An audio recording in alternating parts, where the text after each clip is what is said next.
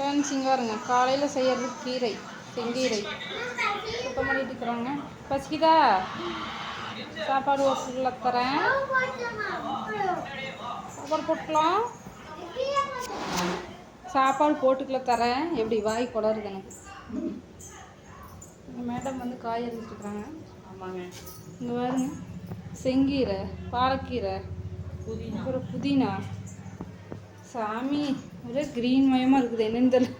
நான் வந்து பால் காய வச்சுட்டு அடுத்தது சாப்பாடு வச்சுட்டு அப்புறமா காலையில் செஞ்ச பருப்பு மீதி இருக்குது, சூடு பண்ணி வச்சுருக்கேன். தயிர் இருக்குது, அப்புறம் கேரட் பீன்ஸ் பொரியல், அடுத்தது பச்சை பட்டாணி இதில் வேக வச்சு வச்சுருக்கிறேன், அது இப்போ தாளித்து. இதுதான் நைட்டு சாப்பாட்டுக்கு.